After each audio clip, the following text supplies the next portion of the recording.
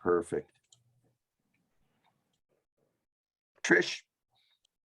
All right, thanks, Rory. Well, thank you everyone for joining this evening. It was great to chit chat with you leading up to 7 p.m.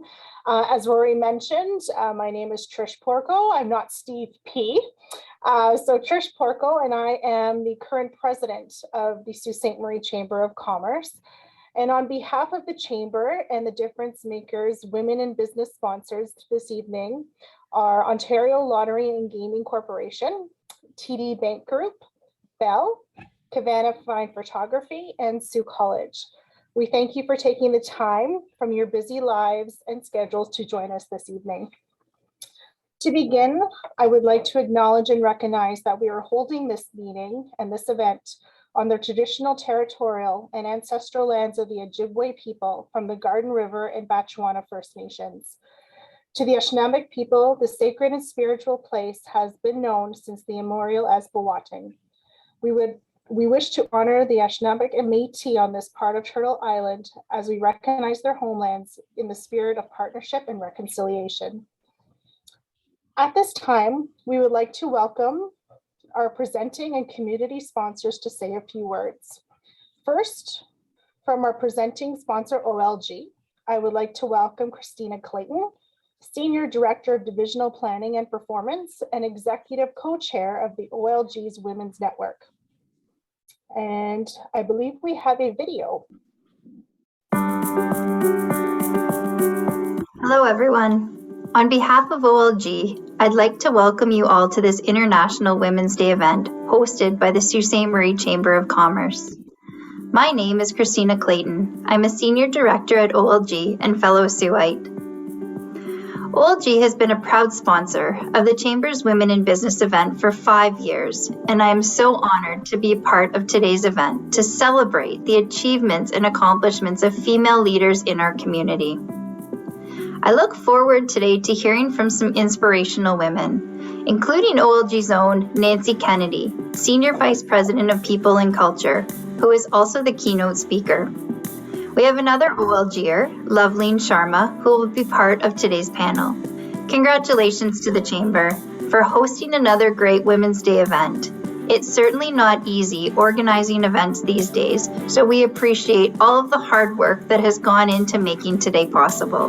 Lastly, I want to thank you for being here to participate in such an important event, acknowledging the achievements of our fellow female leaders, encouraging and inspiring all others along the way. Thank you.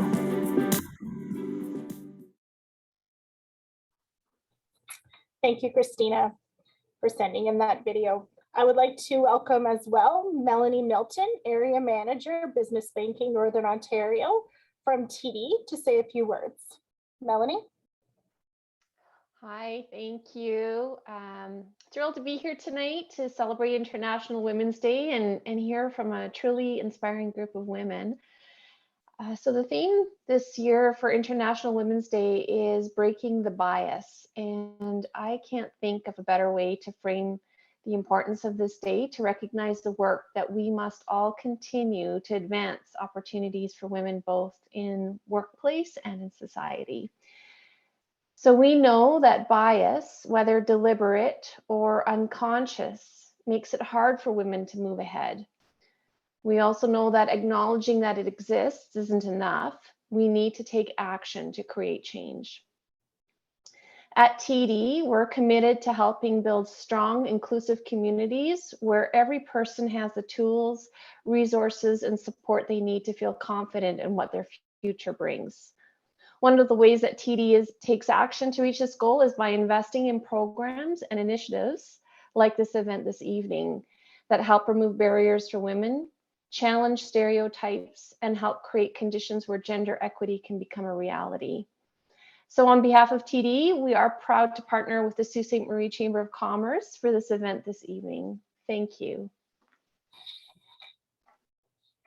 Thank you, Melanie. And from Bell, I would like to welcome Sandy McDonald, Regional Director of Community Affairs. Sandy? Great, thank you. Happy International Women's Day to everyone here. I am so proud to work for a company that is working towards ensuring our workplaces are free of bias, of stereotypes and discrimination, and that women who work here at Bell have opportunities without limits, as we all should. A company that encourages women to use our voices and to take up space, because it really does matter. I just want to thank you all for helping to elevate the conversation by joining in the conversation tonight. Thank you so much to the Chamber for allowing us this opportunity to share. I think that it's evenings like this that really have a lasting impact on each and every one of us and leave us with a lot of food for thought and more importantly, probably some food for action, which is what I think we're really good at, aren't we? Have a great rest of evening and thanks again. Thank you, Sandy. And on behalf of the Chamber of Commerce, we would like to thank all of our sponsors and contributors for taking part in making today's event possible. Sault Ste. Marie is home to many talented, knowledgeable women of vision. This year, we have another great lineup of empowering women who work within our community and who have agreed to share their experiences and stories with us all here tonight. Individually, they are unique. They are unique in their careers. They are different ages and from different backgrounds, but they have one thing in common. They are difference makers in the community. And as the name of tonight's event would suggest, whether though their job or they make a conscious decision to tackle a unique challenge, each of them is bringing something to our community. They are delivering change for the better, and they are making a difference. I want to encourage you to share your own thoughts and your questions using the chat box as we move through tonight's agenda. And before we move on, I love our team members in the background because I just got a ton of special guests pop up in my chat. So please bear with me as I get through all these names. This is very exciting. So I'd like to take a moment and acknowledge some special guests. So from our board of directors here this evening, we have Salvatore Marchese, Randy Shurin, as we all heard him have his whiskey and ice cream. We have Karen Bird, who's our vice president, Lori Nacarado, and Derek Jackson, who is our treasurer. We also have some elected officials joining us this evening, Lisa Vezo-Allen and Donna Hilsinger. And now we have our list of previous Athena Award winners, and I'm really humbled that all of you ladies are here with us this evening. Diane Marshall, Marnie Stone, Donna Kinnunen, Donna Hilsinger, Doris Ann Ray, Susan Milne, Karen Bird, Lene Fregamini, and Ozma Vesna. It's amazing. Thank you all for joining us. As is our tradition in recent years, we are hosting this event in conjunction with International Women's Day. Each year on International Women's Day, women around the world celebrate social, economic, cultural, and political achievement of women and choose a theme to focus on. This year's campaign theme is Break the Bias. Whether deliberate or unconscious, bias makes it difficult for women to move ahead. Knowing that bias exists isn't enough. Action is needed to the level of the playing field. Imagine a gender equal world, a world free of bias, stereotypes, and discrimination, a world that is diverse, equitable, and inclusive, a world where difference is valued and celebrated. Together, we can forge women's equality. Collectively, we can all break the bias. We start by calling out gender bias, discrimination, and stereotyping each time we see it. This year, it is more important than ever to celebrate the achievements of women in business and women in the workforce. We know that COVID has put decades of progress at risk. It has been shown that the pandemic has inordinately impacted women in business, whether it be through job loss, homeschooling, work from home scenarios, or unfortunately, domestic violence. Today, we not only celebrate women in business and International Women's Day, we celebrate women in leadership by presenting the prestigious and internationally recognized Athena Leadership Award. A special thank you to Sault College for sponsoring the award again this year. Our annual Women in Business event has continued to grow for 2 decades. Today, we are pleased to have a number of business professionals, both women and men, coming together to celebrate the accomplishments and achievements of the women making an impact in our community. There are so many reasons for the ongoing success of this event. You, our valued guests who find the time in their hectic schedules and busy days to recognize women and diversity in our community, and our generous sponsors who provide us with the much needed support to ensure that this event grows year after year. Without your attendance and support, partnerships of various capacities, success would be more difficult to achieve. So with that, I'd like to introduce our keynote speaker for this evening, and I'm very excited to do so. I'd like to welcome Nancy Kennedy, who is the Senior Vice President, People and Culture at Ontario Lottery and Gaming. She is responsible for the development and implementation of enterprise workforce strategies that build a diverse, performance-driven culture, enable ways of working to drive the enterprise strategy, and positions OLG as an employer of choice to attract and retain top talent. This includes integrating sound management practices and equity, diversity, and inclusion principles into policies and programs that continually evolve OLG's human capital and creates an environment where all employees can excel. Before joining OLG, Nancy served as the Deputy Minister of Treasury Board Secretary. Prior to that, was the inaugural President and Chief Operating Officer at the Ontario Cannabis Store, OCS. Nancy has 2 decades of senior public policy and regulatory experience, having led high-profile projects, including work with OLG, OCS, the Liquor Control Board of Ontario, and Metrolinx. Nancy has also held senior positions leading policy and strategy in Cabinet Office and the Ministries of Health and Long-Term Care, Transportation, and Government and Consumer Services. Nancy, I would like to turn it over to you.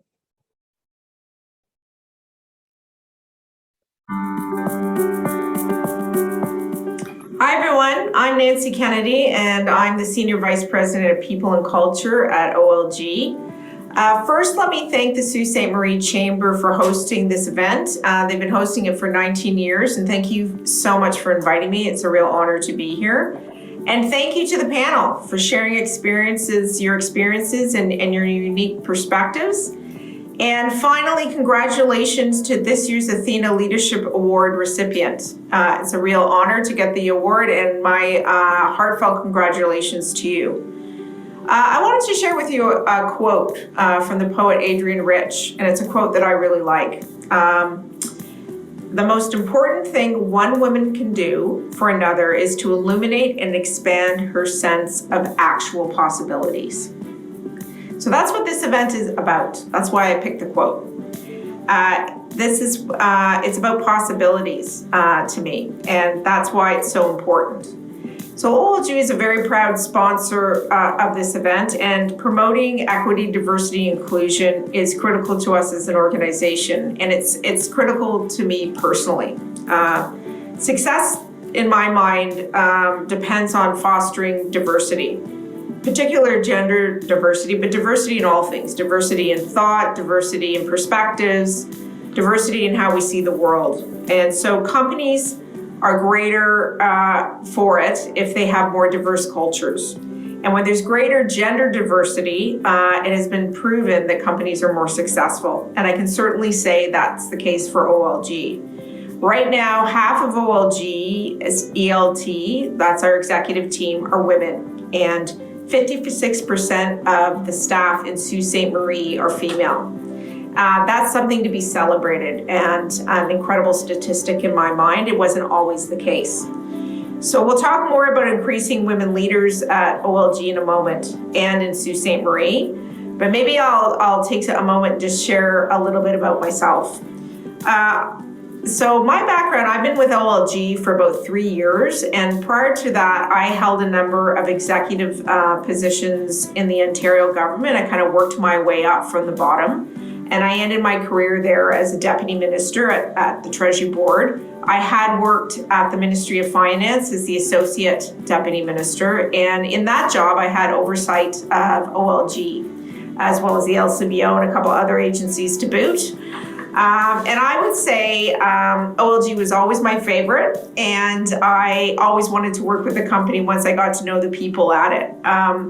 What I love about being at OLG and what I've always loved about being a public service is the mandate of giving back to Ontario, giving back to Ontarians. And I really, really like working in people and culture for a range of reasons. It's got a policy component, it's got an operational component, but really it's that connections with other people that I love the most and trying to make people's lives better. The final thing I would say is one of the things that attracted me to OLG was the culture in Sault Ste. Marie. The Sault Ste. Marie office at OLG is very, very special, and the people at it who work at it are absolutely tremendous. And I really think that our Foster Drive office really reflects very much the heart of who we are as a company. Part of my job is to try to make OLG an incredible place to work. Pretty simple on one level, pretty hard to execute. And what I would say is, in part of that mandate, I personally really want to make it easier as a place where women can work in business and where women can grow their careers. When I think back upon my career, I worked in mostly male environments. I worked in economic policy, I worked at finance, I worked among men, and often I would be the only woman in the room. And I would say in those jobs, I had to be an executive first. And the expectation was that my home life, being a mother, being a wife, those things too, would come second. It doesn't have to be that way anymore.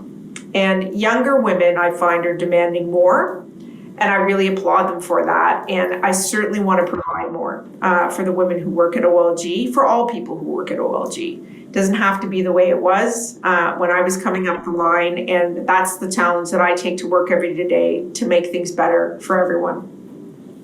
So let me talk about how OLG is transforming. It's a great time to be with the company. There are many exciting things happening in the gaming marketplace right now. As many of you know, single sports wagering has become legal in Canada. We are opening up to compete with the private sector in our digital space. Because of that, we are trying to attract a lot of new talent to the company. We've got great people at the company already, but we need some new skills. And so part of trying to attract people is to try to make our company the funnest, most inclusive place to work in the province, if not the country. And, a few things that we're trying to do to underpin that is, we're trying to upskill and reskill the talent we have. We're exploring new ways of working, of doing things faster and more efficiently. Recently, we went through an exercise to really kind of ground who are we as a company? Who do we want to be? And we developed 5 truths by which OLGers live by. One of those is doing good for Ontario. And it's one of my favorite ones, but also that we play as one team, that we respect, support, value each other, that we dream big and we champion change, and that we celebrate differences. Those are the things that are going to make OLG a great place to work. And I know that our employees, many of them feel the same way as I do and support the truths, because we went out and really spoke to people about what do these mean to you and how are you going to enact them in your day-to-day job. After we went through this truths exercise, we were actually nominated as one of Forbes' best employers in the country, in the top 20%. And what was so special about getting that award and nomination was that it was employee driven. It wasn't one of these fancy sort of processes that you go through where your employer puts in an application and gets a PR firm to help them and tries to, control the process. It was actually from our staff who nominated us. I was delighted. I couldn't believe it when we actually got word that we had been put on the list, and we were on the list for the very first time.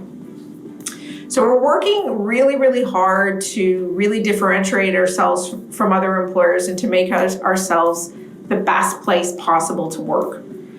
And it's not just the culture that we're trying to focus on at OLG. The diversity of the leadership is changing too. So 5 years ago, if you looked at the makeup of the executive team at OLG or management at OLG, there weren't many women leaders. Gaming has generally been a fairly male-dominated sector. Now it's a 50-50 split. And as I mentioned, most of our managers were men, and now it's equal. I would say that diversity has improved productivity. I think we're a more empathetic organization as a consequence.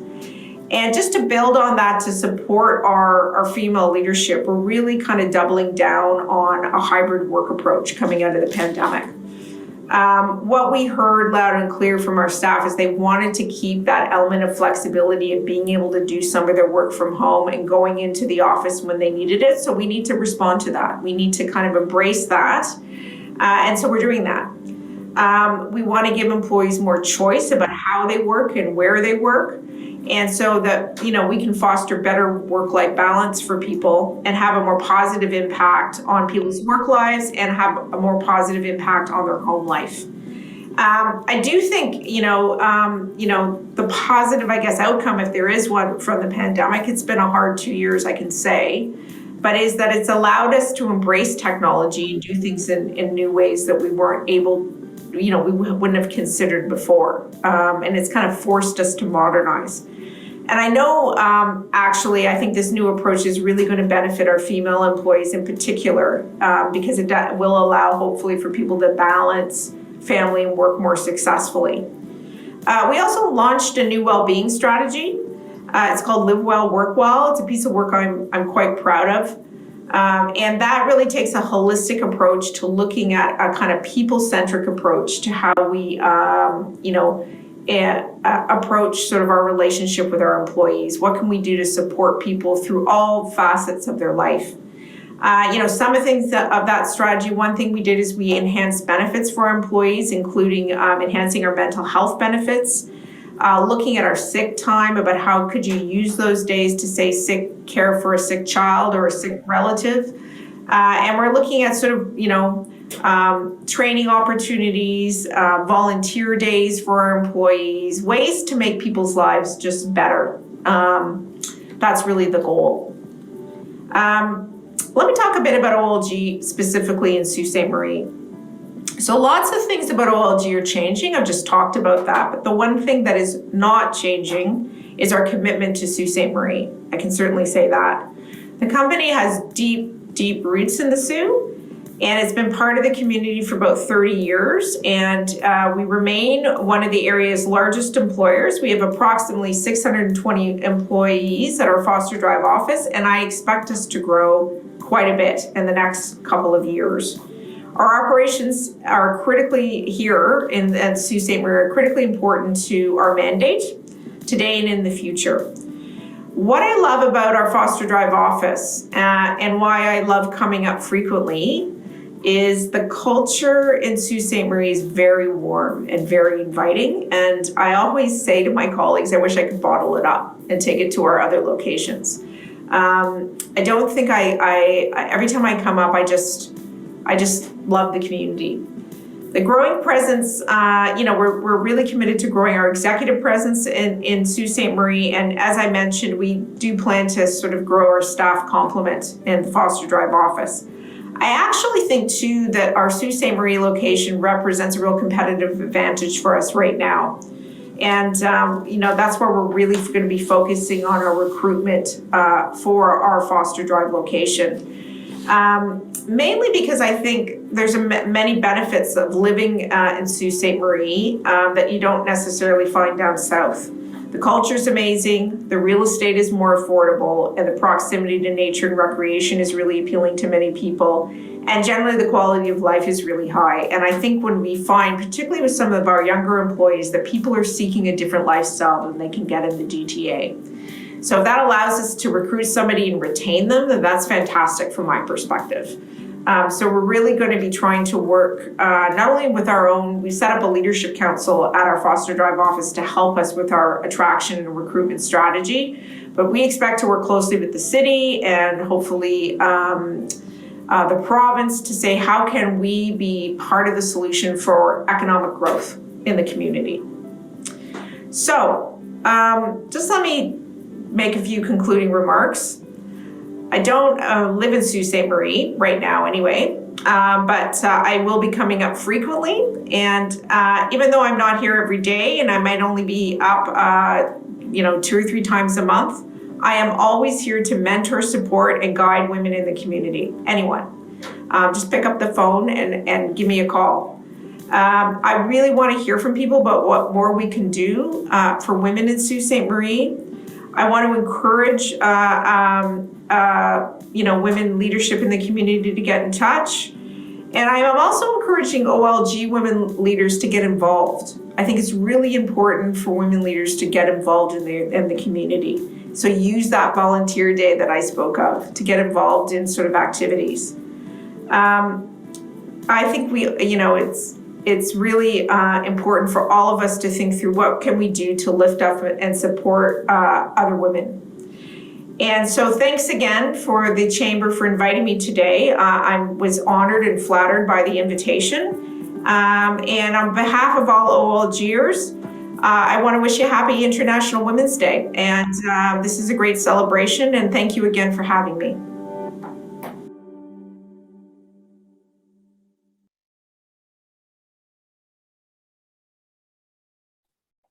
Awesome. Thank you, Nancy. And we are very fortunate that we have Nancy here with us this evening.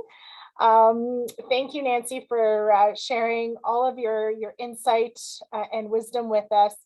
I know listening to you and, as a mom myself of a young daughter and going through the pandemic and listening to some of your comments of dream big and champion change and the hybrid work environment, those were, resonate with me and throughout the pandemic, I come from a world of finance.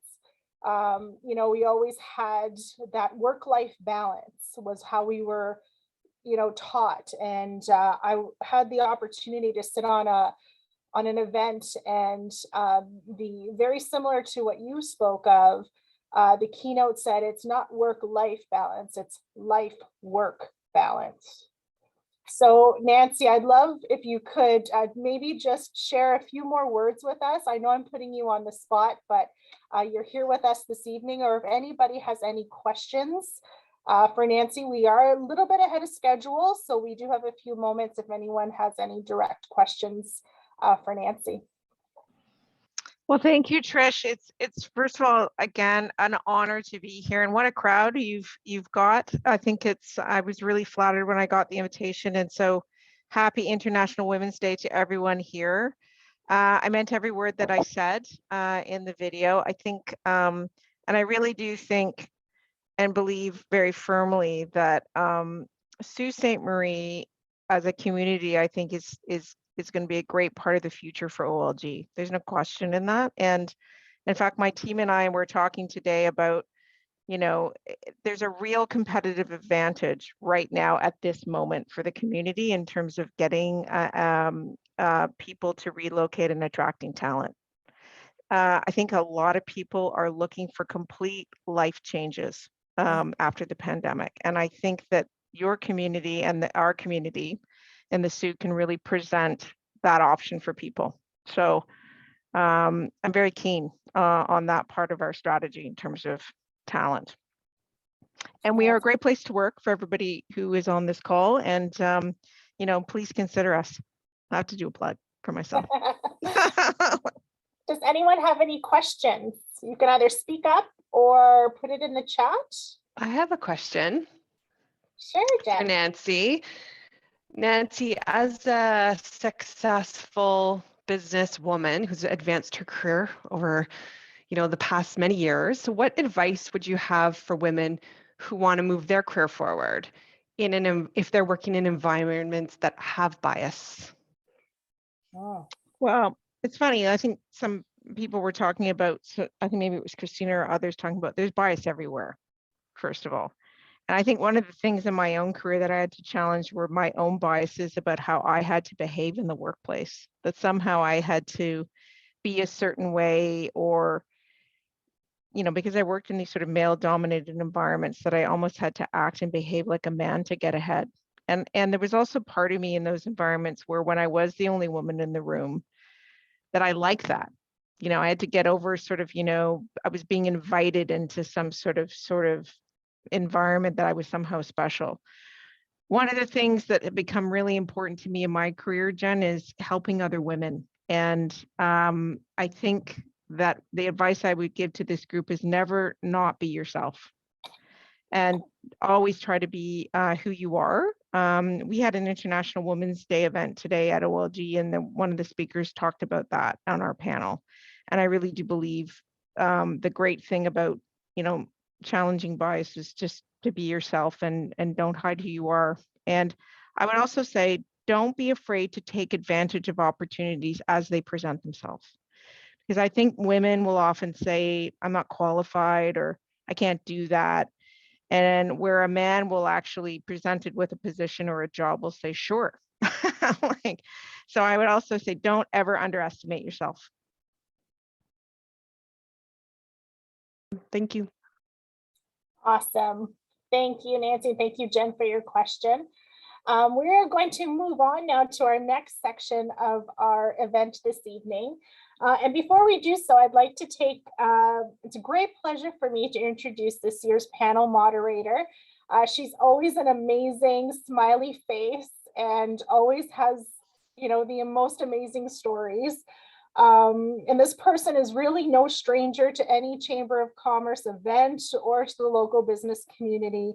I would like to introduce Lene Fragamini. Lene has been a key point person for many local fundraisers. Some of the agencies that have benefited from her efforts include the Bandette All-Girl Drum and Bugle Corps. You think I would know how to say that, Lene, by now, right?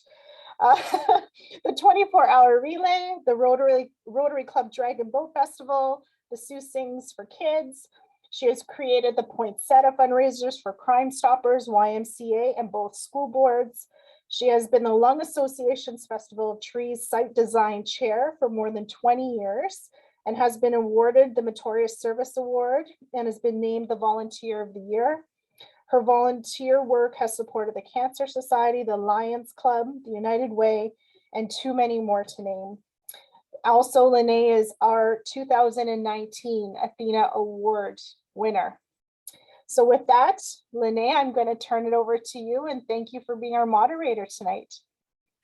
Thank you for having me. I'm happy to be here, ladies, and excited to connect with this panel. Really excited to hear what everybody has to say, and interesting because I don't know most of the panel. So I'm excited to see what they've been up to and how they're giving back to our community, because what I've read so far is pretty interesting. So I'm going to introduce some of the panel that is here for this evening. First, I'm going to start with Jane McGoldrick. And Jane McGoldrick is a local hospitality professional and business owner. She's the CEO of J. Caroline's Incorporated, comprising of J. Caroline's Catering, East Street Pizza Co., and Little Fish Takeout and Patio. She's a trained certified chef, and she's traveled both internationally and nationally working with perfecting her craft. She's become a strong advocate for small business in the North, and more specifically for women. Her most recent role is executive chef for Harvest Algoma, which is pretty awesome, and it's allowing her to take part in ending food insecurity in the North, working with various food rescue agencies, and she and her team provide nearly 2,000 meals weekly for our community's most vulnerable. So really excited. We're going to hear a little bit more from Jane as we go. So hi, Jane, and welcome to the panel. And we'll go on to our next one. So Loveleen is an ambitious communications and digital media strategist with 6 years of experience in the field of corporate communications, crisis management and social media management, and also event management. She's a new immigrant who chose the Sioux as her new home, over any other city in Ontario. Along with her husband, she started a social media platform, Harsheen Official. I hope I said that right. It helps all newcomers and international students to settle into the Soo by providing relevant resources for them. Within a short span of time, they've managed to assist more than 100 students and newcomers from different parts of the world and who wish to move to the Soo for studying and to live in our community. So thank you. That sounds really exciting, and I'm looking forward to hearing more about that program as well. Our next panelist is Sandra Mungie, and I hope I said that right, Sandra. You can correct me when we come back to it. Sandra was born in Bottega, Colombia, and moved to Sault Ste. Marie in 2006. She has a degree in business administration, an MBA, senior management, and she is a certified language interpreter and translator for both Spanish and English. She's a founder of Northern Ontario Latin Hispanic Association, the NOLHA, and the current chairperson. She works as a financial advisor at TD Bank. She is an energetic professional with high ethical values and dedicated commitment to any of her goals that she sets for herself. She's also a Spanish instructor for both children and adults. All over the years, she's become well known for being a longstanding local community volunteer and organizer. Sandra, I think we need to hook up for a little Spanish lessons. I think that's my new hobby for this year. Sounds like fun. So our last panelist is Angela Romano, and Angela is a lifelong resident of Sault Ste. Marie who's passionate about seeing our city and business community prosper. She's been on the board of directors for the Downtown Association since 2016. So having a vibrant, safe, and aesthetically pleasing downtown is important to her. She promotes our city and province daily in her employment with Destination Ontario as the team leader of the Ontario Travel Information Services. On social media, she is a passionate supporter of all things local, all things downtown, and of our region in general. Buy Local, Buy Algoma recently named her as a local food ambassador, a title she wears with pride since she's a huge foodie at heart. So I think her and Jane could team up pretty well together. But I also follow Angela on her social media platform that she has about what's going on in the Soo. So if you're not a part of that group, make sure you hook up and join into there, because there's lots of interesting things that are happening locally, and she really keeps everybody in the loop of what's happening in the community. So kudos to you. So we're going to start off by asking the panel some questions, and I'm going to start with Jane. And Jane, we're just going to kind of dive in, and you will go with some of the questions and answers, and we'll work with what you've got. So you play a big part in the local food industry at Harvest Algoma. What positive changes do you think the community will see in effect? Well, I mean, I think our community is already seeing a tremendous change with that's going on in Harvest Algoma. And it's been a really great way to bring many different agencies together and eliminate the kind of silo effect that we tend to see with a lot of community-based organizations. And it's really getting everybody working together for a common goal, and that is to help end food security. So, I mean, Harvest Algoma has been around for a couple of years. It's still relatively new, so it's still kind of in its infancy. So my role currently there is really working with the rest of the team to build infrastructure to get as much food up into the north that we rescue from Southern Ontario, turned into usable meals and products that we can get out into not only our community, but communities further north, Wawa, Elliott Lake. So especially, you know, with everything that's going on in our economy and the pandemic, people are having a hard time getting their dollar to stretch. So they've relied heavily on food banks and other ways to get food on the table. So yeah, so I think right now, just with the quantity that we're able to produce, over 2,000 meals a week into our community, and even more than that over certain times in the winter, it's just been a great way for us to do what we do best, and that's get the food up here, get professionals in there, get them cooking the food, and it alleviates a lot of that kind of stress from other agencies that are trying to do the same thing. So social services contract their dollar will go a lot farther utilizing what we're able to produce at Harvest Algomas rather than them kind of like starting it from scratch. So it's pretty awesome setup. I had the privilege of touring up there and just seeing the repurposing of food. And when you do what you do, you know how to create something out of nothing. And so it's a pretty fantastic setup. So kudos to you and the team that are working on that. thanks. Yeah. All right, we'll go on to another question that we have, and we're going to talk to Sandra. So Sandra, you arrived in Sault Ste. Marie back in 2006. So what changes have you observed in the city in terms of diversity and multiculturalism in the time that you've transitioned here since 2006? I think you're on mute still. There you go.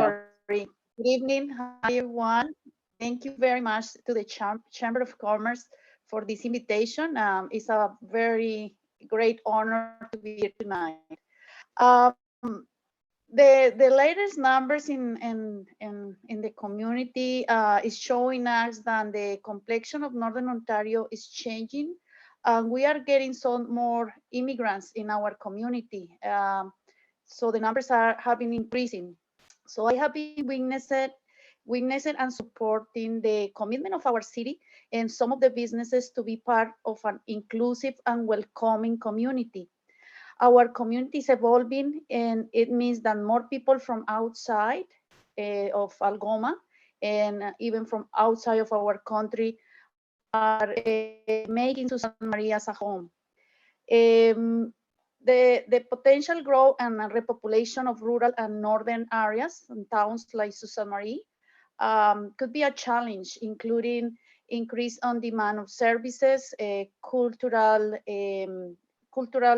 renewal, also increasing competition of employment, and also in local infrastructure.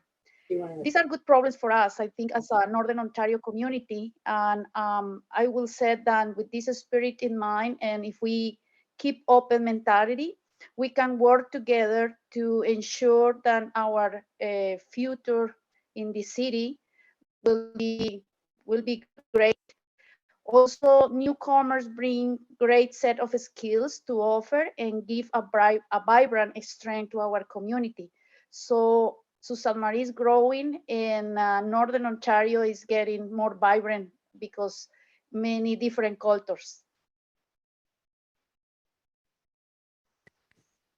That's awesome. So I'm seeing that you're seeing the growth and what's happening in the movement in our city, moving in that positive direction. Absolutely. Thank you. Thank you, Sandra. We'll leave you. We'll give you a little break for a few minutes, and we'll talk to Loveleen next if you're ready. Yes, of course. Perfect. So Loveleen, what challenges did you face when establishing a career in a new women immigrant position in Sault Ste. Marie? So basically, the challenges were same as any other individual, because my husband and we came to Canada in the middle of the pandemic, July 2020, where lots of people had lost their jobs. And I particularly resigned my position where I was working in India and moved to a city that I had never been to, a country that I had never been to, and I did not know like what is in store for me. But both of us were very, very positive, that first priority was to get a job, and second was to get it something in your own field. I'm really thankful to a Sault Ste. Marie based startup, Captive Studios. They offered me the opportunity to join them in my own field in communications. Even when they had hired somebody, they created a position for me. And I'm really thankful. This was, my love keeps increasing day by day for the city. I just love the community so much. We haven't even been here for 2 years, and it really feels home, and people back in India, relatives in other parts of North America never believed that such a city exists. They did not believe when I told them we have our initiative, YouTube and Instagram, and I show them examples. This is our story, this is our city, and you should definitely visit. Can I just ask a quick question? Do you show them Yes. the pictures of the snow as well? Yes, of course, they're scared. And I was just talking to my mother-in-law today saying that we may plan to come to India in December, and she's like, it will be cold here. And I'm like, our cold is 9 degrees in India, plus 9 degrees is the cold. And I have been in minus 40 degrees. I am happy. Yeah. I can deal with it. Just keep telling them how wonderful it is. Four Seasons is really spectacular. Of course, yes. Awesome. Thank you. Thank you so much. We'll come back to you again. We'll go and we'll talk to Angela for a moment. Sure. Angela, you're an Yes. active social media user and local advocate. How do you see social media as a tool for the positive change, especially when making a difference in diversity in our community? It's a great question. Yeah, just a funny thing about how powerful social media is. When I was invited to be a panelist for this, of course, I shared it on my personal page and to help the chamber out to promote the event. And of course, there were people congratulating me and putting all these nice comments. Then it got awkward because I'm thinking, I was invited to be a panelist, but I think people thought I was getting an award, and I tried to correct people, funny enough, but then I just ended up giving up because there was just too many comments. So the moral of that story is that it is nice to be appreciated and seen for what I'm trying to do in our community. Part of the reason why I started to share so much about local business and be what I consider myself a champion for small businesses and local businesses is because there was a very negative narrative in social media and also on our local news outlets. There was a time when all the comments were quite negative about businesses, or just in general, you have your keyboard warriors. So it started to bother me a lot. So I decided to try and change that narrative and start sharing some of the positive things that we have in our community. And you wouldn't believe how much of a difference it's making. If there were more people like myself that share your positive experiences on this, there's many social platforms. I'm an admin for what's going on in the Sioux. There's the things to do, support local. We need more and more people to share positive experiences and just to try to change the negative narrative that's can develop and was developing in Sault Ste. Marie. And I actually advocated for many years, there was people could comment without using their name on local media outlets. And for many years, I decided to try and change that and suggested quite a few times that perhaps we could disable comments, and lo and behold, it happened. And I think it's helped to change what we're seeing in Sault Ste. Marie, and it can social media is very powerful, and we have an opportunity to tell positive stories about local businesses and women-owned businesses. Awesome. Thank you so much. It is, I've always been a firm believer too, that if you can't speak about the positive things that are happening and celebrate the people around you, you don't have the right to talk about the negative things. You have to find flip both sides of the coin. So yeah, yes. Trying to stay positive and really focus people into the positive things that are happening. And there's so much out there that you don't realize. And every time I feel like I'm pretty connected in the city. And every time you post something, I'm like, wow, I didn't know that was happening. So thanks, we appreciate that. And it's nice to see. So great job. Thank you. So we'll go back around. We'll go back to Jane. Jane, are you ready? I'm ready. Perfect. So what have been your key learnings as a woman entrepreneur? Like, what have been some of your biggest challenges that you faced running a business in the downtown core, especially? Where do I start? I mean, this doesn't necessarily apply to women, but in business, there are no cheap mistakes. All your mistakes are very costly. I think, my first restaurant, J. Caroline's, that was kind of a turnkey experience for me. I had leased the space and it was kind of ready to go, except putting my finishing touches on it. And through all that chaos, Angela was always promoting us. So thank you from the bottom of my heart. Could always count on Ange to give us a little shout out.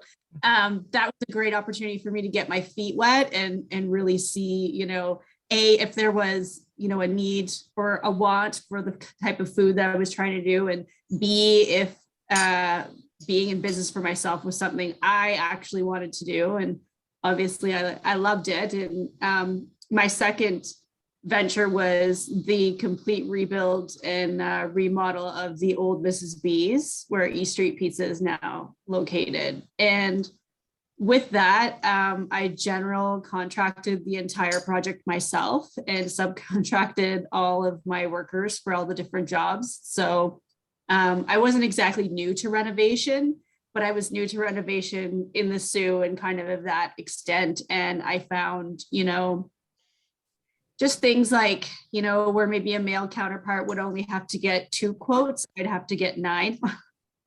Just because they would be all over the place, and really having to have a backbone and speak up when things weren't the way you wanted them to go, because it was so easy to it would be so stressful to tell a team of builders, say, like, no, this is how I want it, wasn't done the right way, or those sorts of challenges.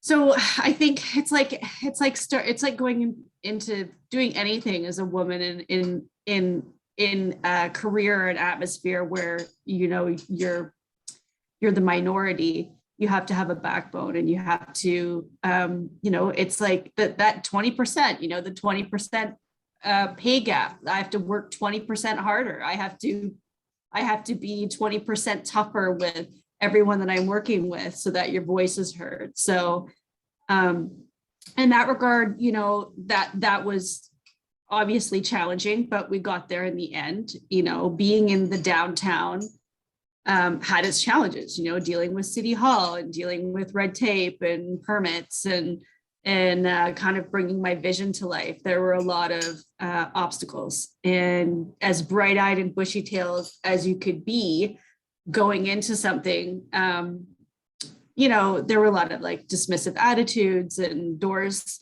closed in your face, and people didn't necessarily take you seriously or didn't think you knew what you were talking about, or, you had to, I found I had to almost know the answers to my questions before I asked them, so that I wouldn't be veered in a wrong direction or taken for a ride or ABCD.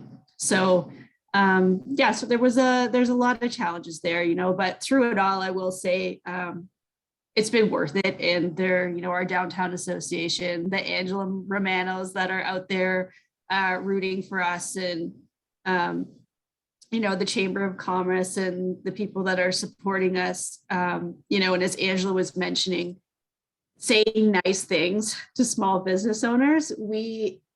I've been in the hospitality business for 20 years, and this last 2 years almost broke me, and I'm tougher than most. But when somebody just sends you a message and just has literally, or called and said, hey, I just want to let you know, like, that was the best pizza I've ever had, and keep up the good work. It has literally meant the difference between me getting out of bed to go another day and quit. And I will be that honest. And I think any small business owner can definitely relate to that feeling of just dragging yourself to do it every day. So, I think everything that Angela said is spot on, and we just have to do more of that.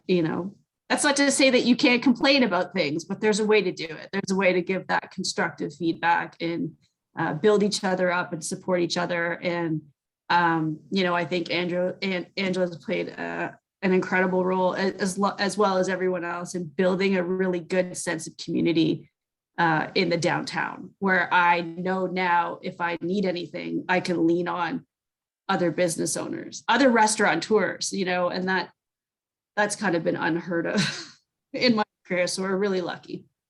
Yeah. Awesome. Thank you so much for that. And we're going to, ask one more little quick question of a couple of the other ladies and check in on some comments. But you know what? Keep getting up every day, Jane. You got this.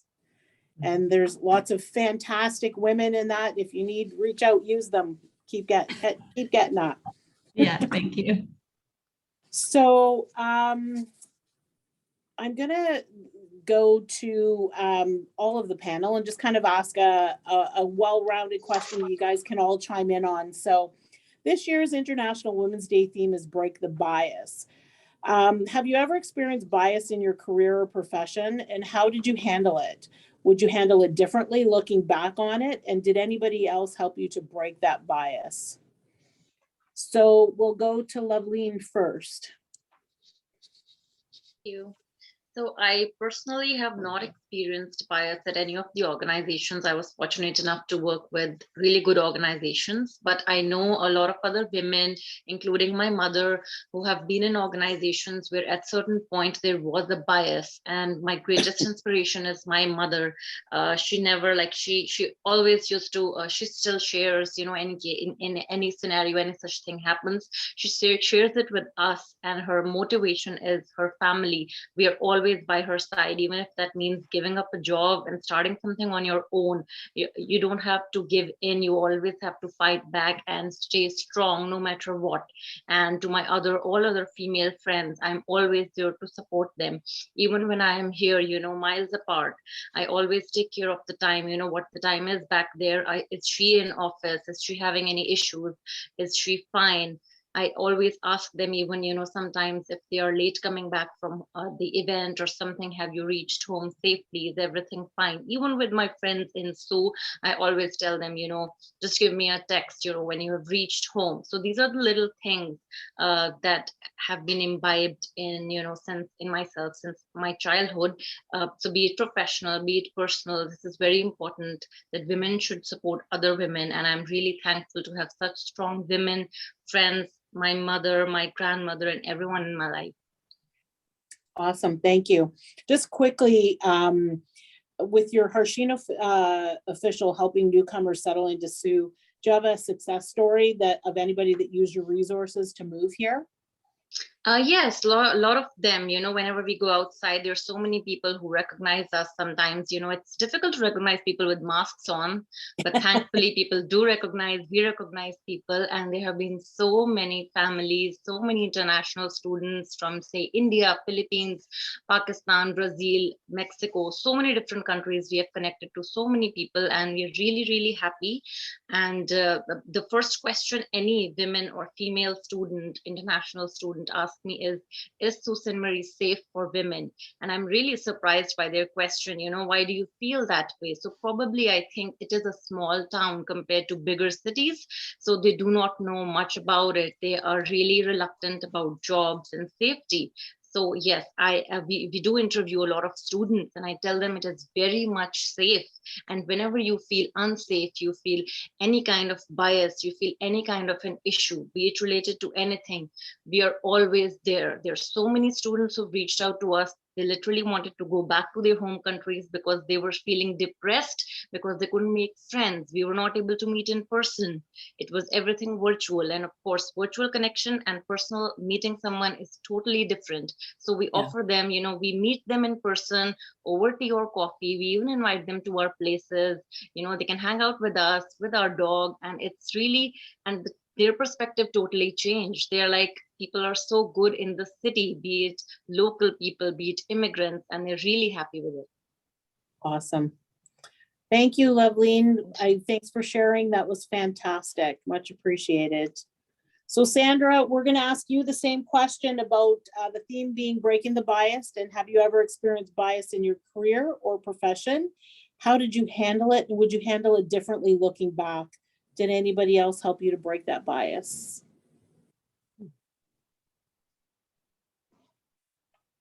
Thank you. Thank you. Yes. So, yes, bias is everywhere. And I believe coming sometimes to a new place and people always try to know about I will say about us, and we also have we are biased too, right? So I think yes, everywhere, like Nancy mentioned, and yeah, I have been experiencing, but I believe the way that I handled it at the beginning was very intimidating. I feel like you don't know what you said, you don't know how to handle it, you don't know how basically speak or address these biases.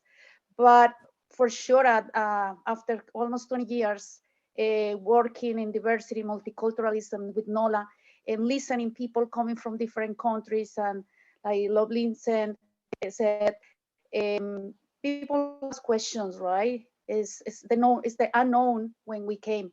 But the way I think I handled it in the past was no with experience. So at this point, I think it's very important communication. I think I value clarity in communication, and I think is the key in every conversation is asking people what they think, why they believe they have these beliefs, and also let people know you. So we need to be part of the community. We need to help our communities. We need to let them know us, and they need to let them to know them. It's very important. So how I will handle it now is communication, activities, volunteerism, be part of our community, and I will say it is important. The meaningful language we can use as well, right? We need to be sure we are inclusive, as most inclusive as possible when we also speak with others. Fantastic, thank you. So just a quick closing one for you as well. So has the pandemic led more women to seek greater independent financial security, in your opinion? I think women are very strong in our community and around the world. So we have been showing that we can break many challenges. We are able to support. But yes, I believe now with the pandemic, many women are more able to, for example, think about making savings. They want to be sure they keep something for future. They want to be sure as like how protect others in their communities and their families. So women are always on the top, I will say, of the right how to keep protecting others and even their community. So I always see the women as the strength part of families, and I noticed that. Yes. Awesome. Thank you so much, and thanks for sharing. We're going to go on and we're going to talk to Angela. So same question for you, Angela. The breaking the bias, have you experienced it in your career or profession? How did you handle it? Would you handle it differently looking back? And did anyone else help you to break that bias? Well, actually, I work for Destination Ontario. So historically, we have actually had quite a big, strong representation of women in our organization. Our CEO is Lisa Lavecchia, and she's a strong, powerful woman. And a lot of our managers actually across the province of the travel centers are also women. But I would say that I can think of something that happened in my career when I was a new manager at the travel centers. On occasion, we would have contractors come in to do work, and they would ask to speak to the manager, and staff would come and get me, and I'd come out, and I've actually had the comment, "Oh, you're not what I expected." And it happened more than once. And I think at the time I kind of laughed it off, but obviously things have changed now. So I think given what I know now, I would definitely feel more confident to kind of put him in his place and kind of not assume, because even the way he spoke to me was, you could tell he was trying to dumb down the technical terminology because it was building related contracting type work. So those types of things aren't okay. And I would just kind of encourage people to not be afraid to stand up for yourself. But obviously I'm in tourism, so I would say it in a lovely friendly way. But yeah, that's one example I can think of. But by and large, tourism, we do have a strong representation of women in my organization. And I guess as far as who helped me, I would say my old manager, Lorraine Duncan, who I learned a lot from. She was a great mentor, and she had a way of standing up for herself when she needed to, but always with kindness and not embarrassing people. And that's how I try to lead in my organization and with my team as well. So yeah, so I think I answered the question. Oh, I think you're muted.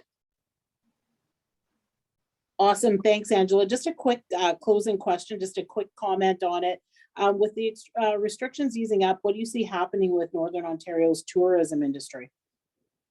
I can certainly say that we have Americans chomping at the bit to come across.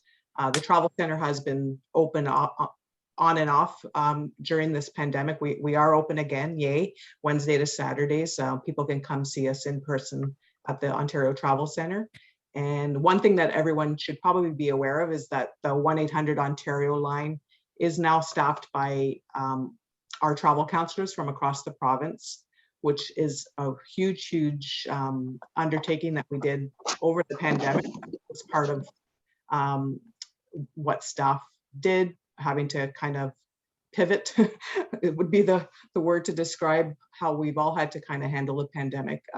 So our people answering the phone calls for tourism questions are now really highly trained travel counselors like myself and the girls I work with and all the other regions across the province. And we definitely are noticing a huge increase in the number of calls as restrictions have lifted.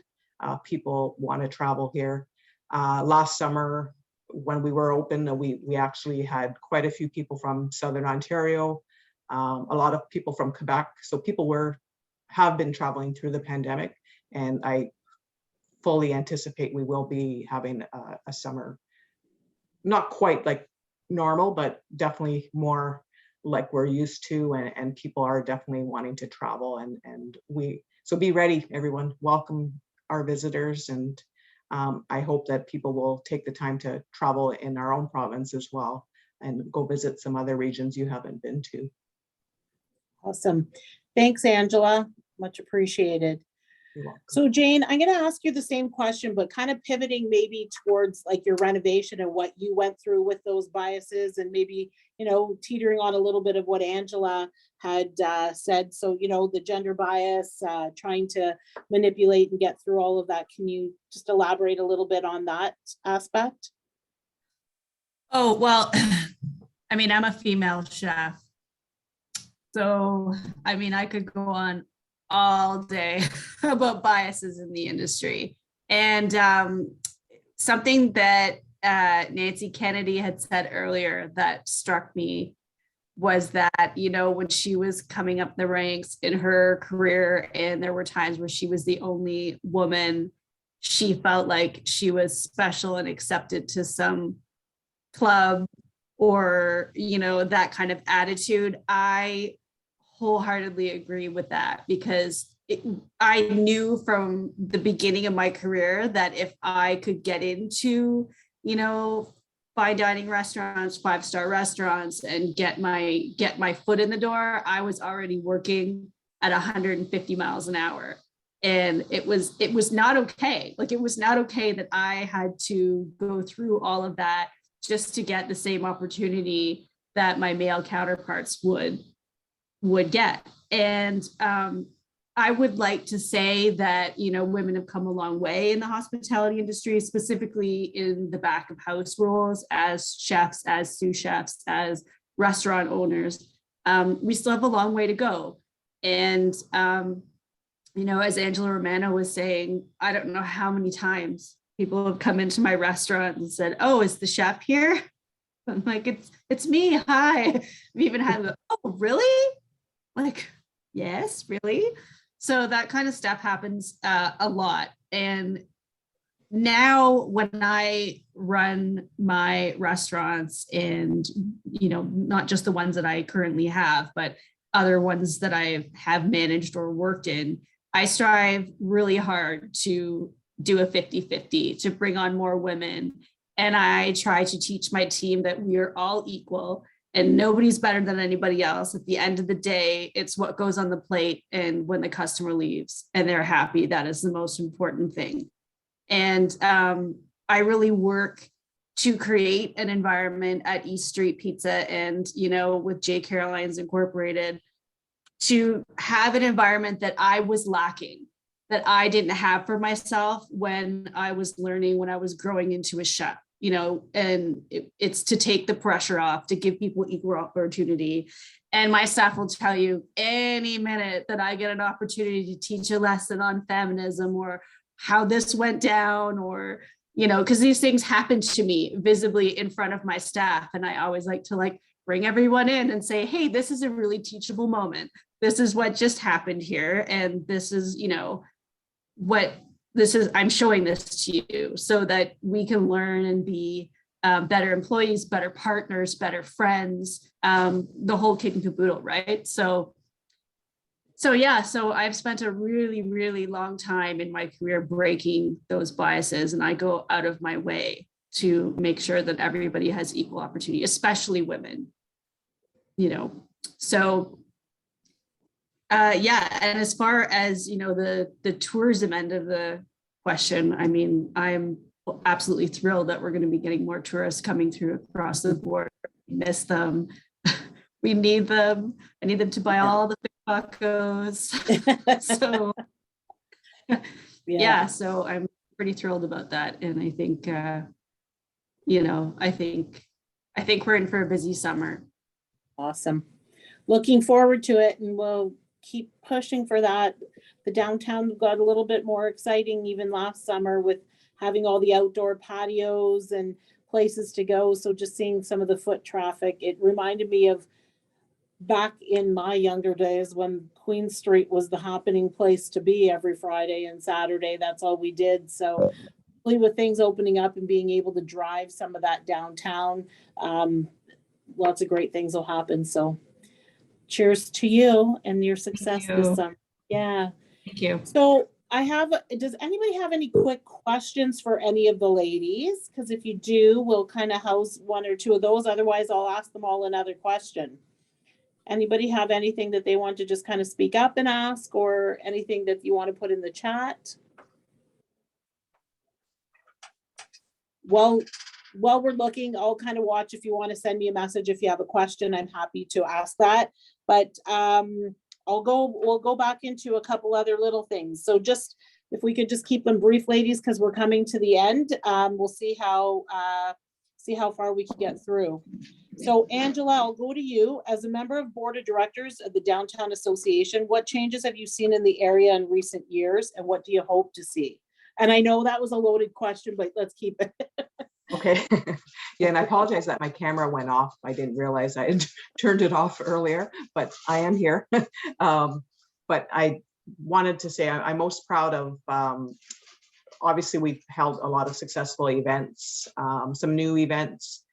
We have our AGM coming up on Thursday, so if anyone wants to see what's coming up for this coming year, we are planning to do a couple street parties again, and the longest garage sale. I'm very proud of the fact that we brought Roger Brooks, a downtown revitalization expert, to the city a few years ago, and we are acting on some of his recommendations. a lot of the beautification efforts that you've seen downtown has come as a result of that visit to the Soo. And we are coming to the end of a strategic plan that we developed at the Downtown Association. And we are slowly have been ticking off quite a few of those things that we aim to do, like with subcommittees and more events, beautification efforts, things like blade signage, making it easier to get a patio built, and smoothing things over with the city to try and make those sorts of things easier. We're also always very productive in trying to help our membership go after grants or improve their businesses. So those are some of the things. I'm trying to be brief because I know we're coming to the end here. But yeah, if anyone wants to come to the AGM, contact Salvatore at the Downtown Association. Awesome. Thank you so much. Appreciate it. Sorry, I think that there was a question here. Sure. So Derek has a question. So for any of the panelists, with COVID highlighting gender inequalities for women, do you feel we are still moving forward in conquering the issues of gender biases locally? How can we as local leaders work to support breaking the bias? So anybody want to speak to that on the panel? I can speak to that. So I think, I think with any good business practice, maybe going the extra mile in, ensuring that there's enough paid sick days, that we can look at organizations and like our flexibility in scheduling for women that may have to stay home with children or may need extra time to complete tasks, or just having positive, open lines of communication with female employees to make sure that they're able to do their jobs to the best of their ability, and just factoring in those external situations into the workplace, right? So whether that's, benefits, looking at extending maternity leaves, different types of bereavement leaves, caregiving, there's a lot of that stuff built into our legislation already, which is fantastic, but there's always ways that we can do more. Awesome, thank you. Anyway, some of your comments on the chat, ladies, have been pretty fantastic. So keep throwing questions. You can direct message any of the panelists. Loveline and Sandra, Jane, and Angela, I'm so honored to have been able to kind of host your panel this evening. I would have had like all kinds of wonderful things thought out, but it happened really quickly. So thank you for sharing. Thank you for giving of yourselves this evening, sharing. There's an incredible group of women that have tuned in to listen to what you have to offer. I'm really excited, Loveline and Sandra, that you're a part of our community, that you came to join us and to share your knowledge about what you've learned about our city in the short amount of time, really, that you've been with us. There's so many people that are on the call that grew up here and everything. So thank you for sharing a different perspective for me, essentially, and for being those go-getters and getting into our community and just rocking it to the top of what you're doing. So cheers to you, hats off to you, ladies. Jane and Angela, thank you for your continued support and what you've been doing as well. You ladies have been inspirational this evening, and I really appreciate all that you guys have shared with us. So thanks again, and I'm going to turn things back over to Patricia, and we'll carry on with the rest of the evening. So again, thanks to all. Awesome. Thank you, Lene. That was amazing. And you called me Patricia. My mom used to like, dear, am I in trouble? My goodness. Just my love language to you, Trish. Just my love language. All right.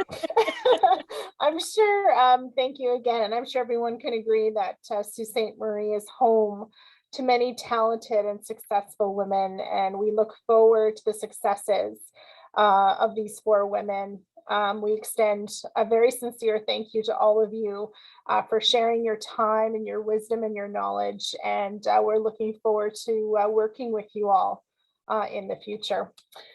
So now let's get to the second exciting part of our event tonight in introducing our Athena Award section. So tonight, we further celebrate women in business by honoring one of our peers with the Athena Leadership Award sponsored by Sault College.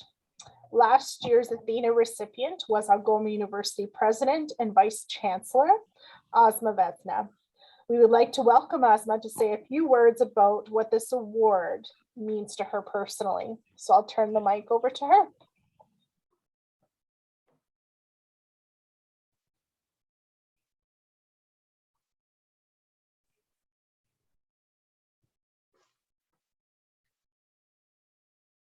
So please unmute. She said, she just mentioned in the chat to just give her 1 second.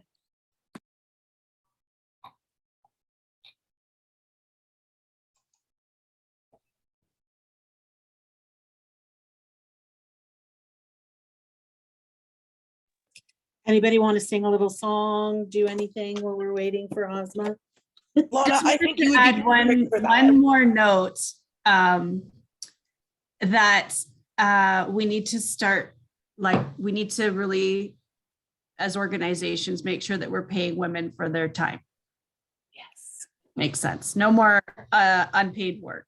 So when people are being asked to do things, their time is valuable and they deserve to be paid just like their male counterparts. And I see a lot of that in my career. I know a lot of organizations mean well, but you're taking time out of your day or away from your business or your family to do certain things, and women should be compensated for that. So that's just one thing that I forgot to add into how we can work together to break the bias. Can I make one comment? oh, Randy, You knew it was coming. I knew it was coming.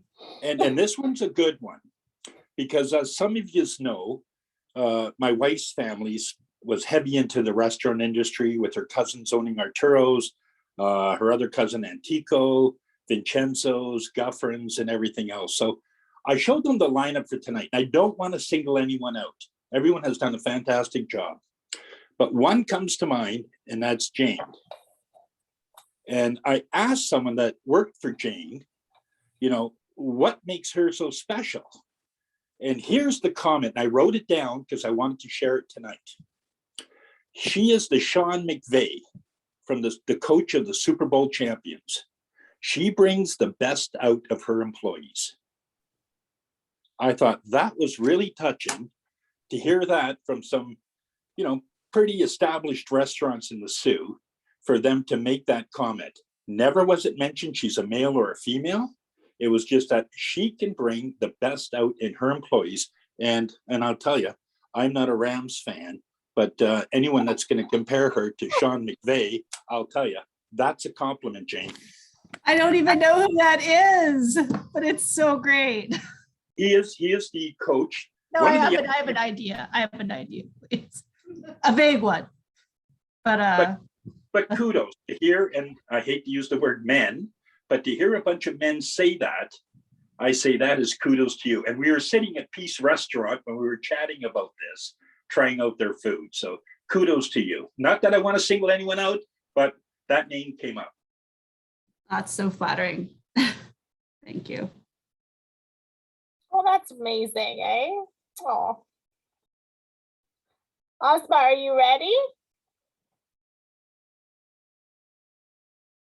I'm really hoping you can hear me. I can't get on my computer at home, so it seems to have crashed.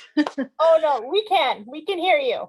Okay, so I'm actually going to keep working off my phone. I just was asked to say a few words about what the Athena Award meant for me this year. And as I was thinking about what I wanted to share today, I think the word gratitude really came up for me.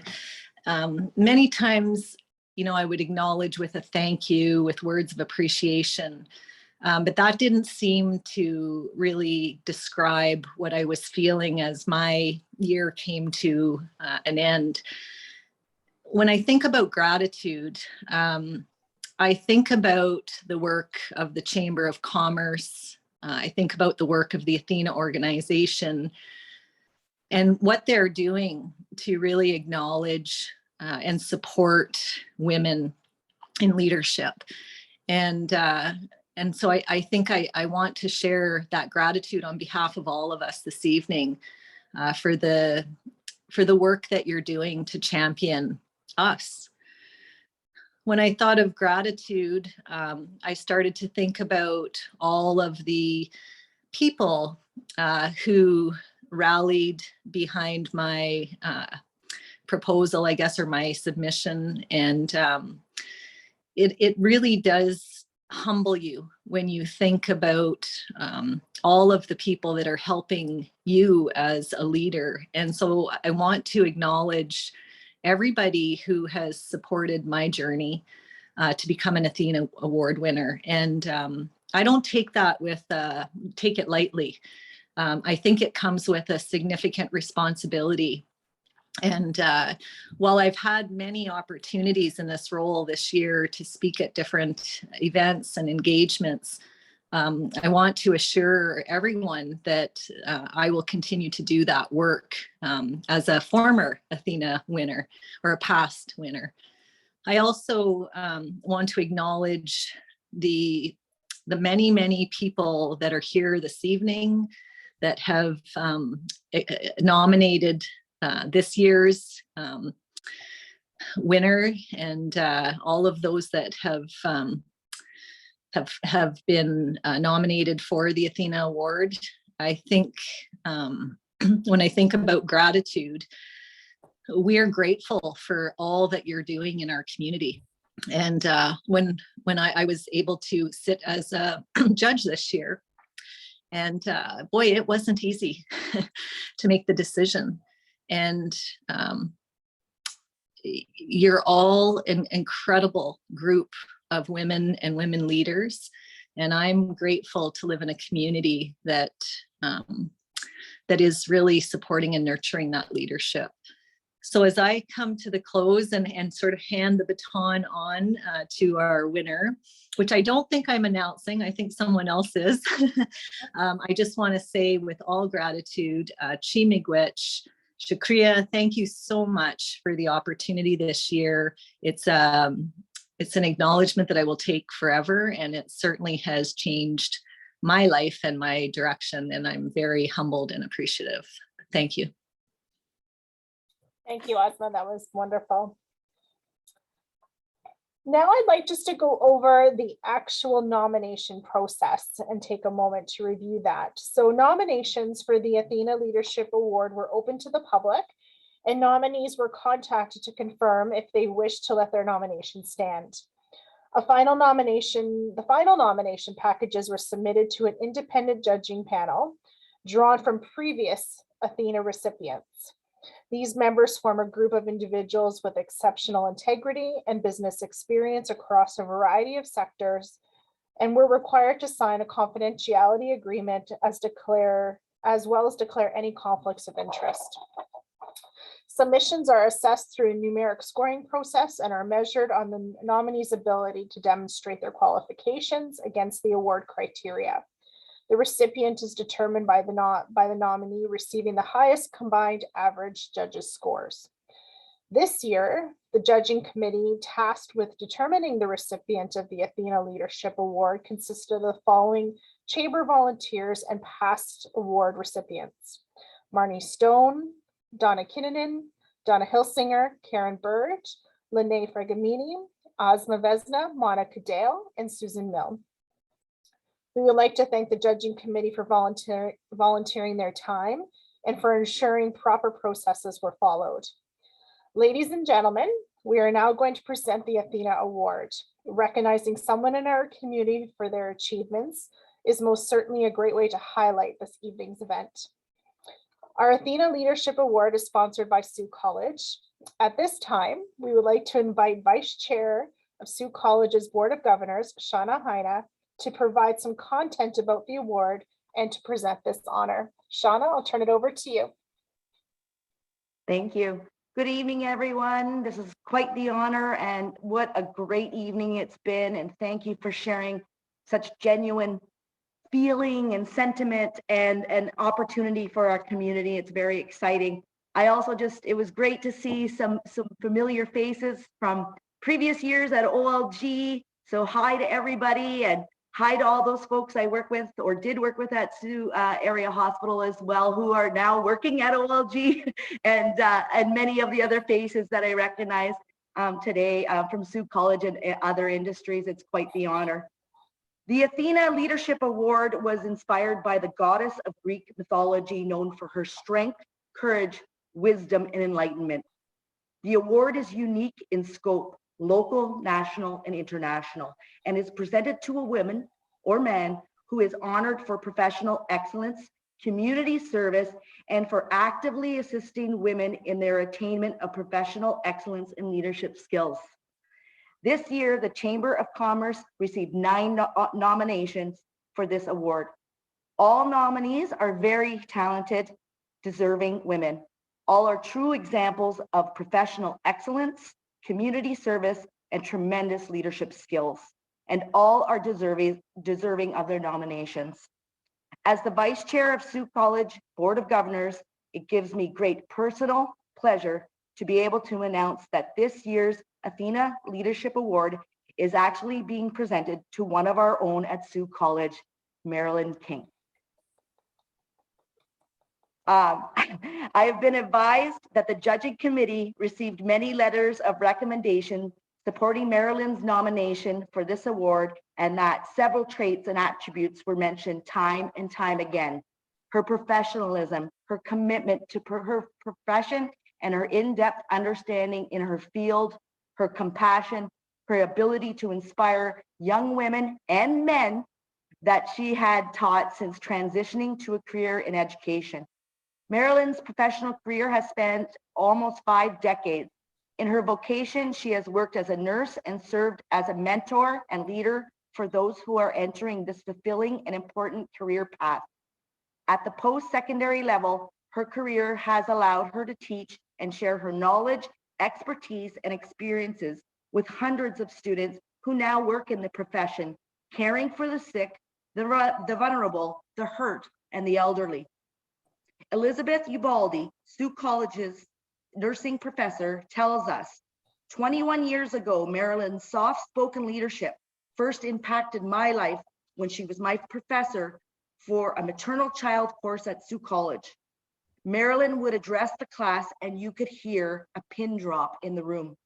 Her life experiences and passion as a registered nurse were evident in the stories and teachings in our class.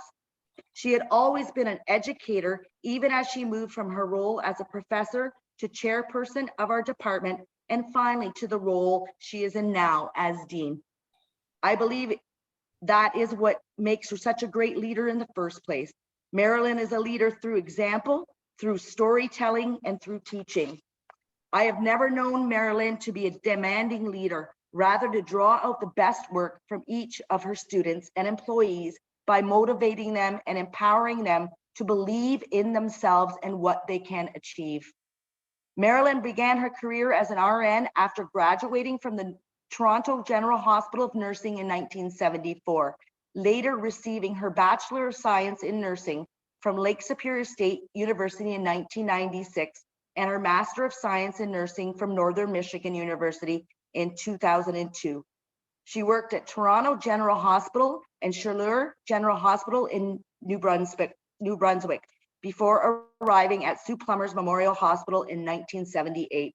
She worked in a number of departments at the Plummer and later at Sault Area Hospital, including surgery, oncology, ostomy theory, and diabetic teaching, and labor and delivery. She has also served as a sexual assault, partner assault nurse, and as a sexual assault examiner during her time at Sault Area Hospital. Marilyn began her transition education in 1997 as a clinical instructor and lab supervisor at Lake Superior State University and simultaneously at Bay Mills Community College. In 2000, she joined Sault College as a professor in the RN diploma program. She became chair of health programs in 2006 and assumed her current role as Dean, Health and Community Services and Interdisciplinary Studies, Math and Media and Design in 2016. Colin Kirkwood, Sault College Vice President of Operations, tells us, in her role as Dean and previously as a colleague, I have found that Marilyn holds herself to the highest standards of excellence and professionalism and has always been a respected leader on the academic team. In fact, Marilyn's appointment as the Dean of Health and Community Services recognized her extensive experience as a practicing nurse and teacher and demonstrated ability to mentor and lead others. Marilyn's leadership has been particularly valuable during the time leading up to Sault College obtaining ministerial consent to offer its own Bachelor of Science nursing program. The nursing program was previously delivered in partnership with Laurentian University and is the only Sault College degree program offered by Sault College. Marilyn's efforts have been instrumental in gaining and maintaining program accreditation through the College of Nurses and preparing Sault graduates, the majority of whom are women, to perform at the highest level on provincial examinations and to go on to serve as healthcare providers globally. Marilyn strives to support both students and staff at Sault College. As a nursing professor, she educated with passion and enthusiasm, helping to shape the lives of many students and co-workers. As an administrator, she has made it a priority to mentor faculty and staff and continue to help grow the programs and human resources of the programming at the college. She has encouraged continued learning and provided references and support to nurses and academic administrators who are advancing their education or applying for new positions. She has been part of the Provincial Heads of Nursing Subcommittee of the Heads of Health Sciences since 2005. She has volunteered on the Heads of Nursing Executive between 2007 to 2009 and from 2011 to the present as the secretary. Through this work, she guides new and current administrators of nursing programs through the communication of committee meetings, minutes, and access to the portal on the Colleges Ontario website. She provides advice, guidance, individually and informally as requested. Marilyn notes that it is important for her to support women in business, particularly in the field of nursing. She has made it a priority to support their education and allow them to realize their full potential. She encourages and works with women who have and are considering pursuing various levels of education and professional development, including PhD or other terminal degrees. She takes great pride in helping advance professional development and always goes above and beyond to make this process easier, answer questions, be supportive, and provide the guidance for these women as they take on new and exciting challenges. She has demonstrated herself to be a lifelong learner and encourages all others, including women, to be the same by constantly growing, learning, and striving for excellence. On behalf of Sault College, it gives me great pleasure to introduce Marilyn King as the recipient of this year's Sault Ste. Marie Chamber of Commerce Athena Leadership Award, sponsored by Sault College. Congratulations, Marilyn.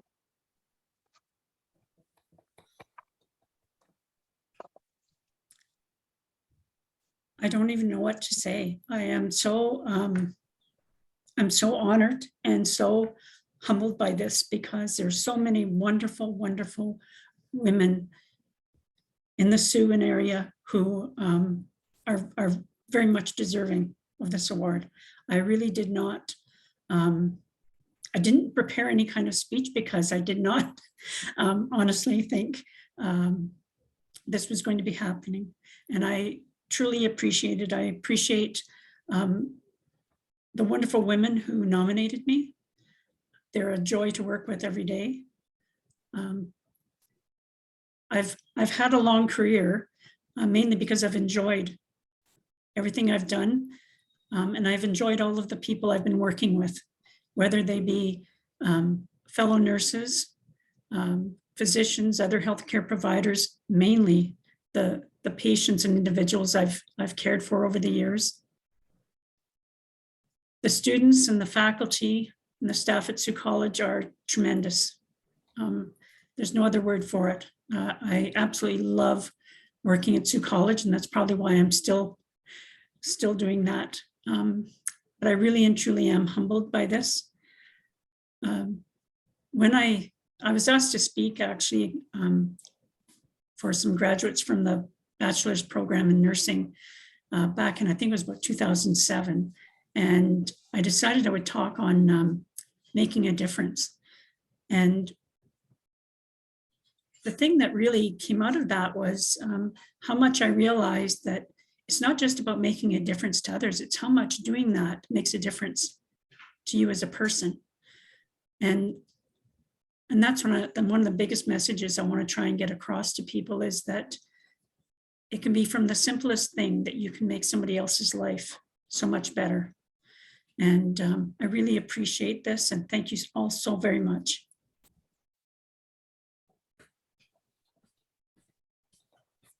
Congratulations, Marilyn. You are truly an example to both women of our community and to local business women and men and to educators. This award is well deserved. In addition to winning the Athena Leadership Award, we are also happy to present you with a complimentary business portrait session courtesy of Anna Peltier-Doval of Cabana Fine Photography. This year, we received a great number of nominations for the Athena Award, and a testament to the caliber of leadership in our community. To our current and past nominees, there is great pride to be found in receiving a nomination. And although you might not have been this year's recipient, you could be nominated again in years to come. To those who have been nominated, please continue to recognize those who have made an impact in our community, who strive to achieve their goals, and who mentor and lead our future. It is one of the greatest gifts you can give to someone, and don't be shy to resubmit and nominate again. Marilyn, you are now part of a very elite group of Athena Leadership Award recipients, including Diane Marshall, who I see here this evening as well, Rosemary O'Connor, Carmela Novello, Candy Mitchell, Ella Jean Richter, Antoinette Blunt, Mary Ellen Sadowski, Jody Rebeck, Catherine McCrae, Marnie Stone, Mary Pascuzzi, Donna Kinnunen, Donna Hilsinger, Debbie Amoroso, Doris Ann Ray, Susan Milne, Linda Ryan, Monica Dale, my friend Karen Bird, Lene Fragamini, and Asma Vesna. And once again, congratulations, Marilyn. The Chamber staff will be in touch very shortly in order to, following tonight's event, to arrange an official presentation of your Athena Award statue and arrange for a photo. Before we adjourn, I'd like to remind you that this event wouldn't be possible without the partnerships and contributions of many. On behalf of the Chamber, we would like to extend a very special thank you to our panelists, Jane McGoldrick, Sandra Mangui, Loveleen Sharma, and Angela Romano, for opening up and sharing their life experiences, knowledge, and wisdom. We would like to also thank Lene for an excellent job she did moderating this evening. We would also like to thank Nancy Kennedy for sharing her insights on how OLG is building a diverse, performance-driven culture. OLG is a major employer and a driver of our local economy, and it's benefits of all of us to have a local employer that are leaders when it comes to gender, racial, and cultural equality. Our presenting sponsor, OLG, our community sponsors, TD and Bell, and a special thank you to Sault College of Applied Arts and Technology for their generous sponsorship of the Athena Leadership Award and for presenting it here today. Thank you, Shauna. This year marks the 14th year that Sault College has partnered with the Chamber in sponsoring the Athena Leadership Award, and thank you for your continued support. as well as a big thank you to Kavanagh Fine Photography. Anna from Kavanagh has always kindly supported this event for many years and with her prize contributions. Every professional should have a top-notch business portrait, and if you need one, Anna will definitely fix you up. Now, we also have a special door prize, courtesy of Kavanagh Fine Photography, and which is a business headshot. So Don Ferguson, one of our chamber staff, did a random draw, and congratulations to Karen Lefebvre from Superior Auto Group and founder of the Twinkie Foundation, who will be getting a headshot done by Kavanagh. So this is it, ladies and gentlemen. Thank you again for taking the time out of your busy schedules to join us in celebrating women in business. We hope to see you all in our community, doing your part in creating a gender equal world. Hashtag break the bias. Thank you, everyone, and I hope you had a wonderful evening. Thank you again to Marilyn, and congratulations, Marilyn. You're very inspiring, and I truly congratulate you on your award. Awesome, everyone. Thank you so much. Thank you. Take care. Thanks to Thank everyone. you. Night, everybody. Good night. Hi, everyone. night. Happy International Bye. Women's Day. Thank you, everyone. Thank you. Good night. Night. Thank you. Great job, Trish. Yeah, Trish, you rocked.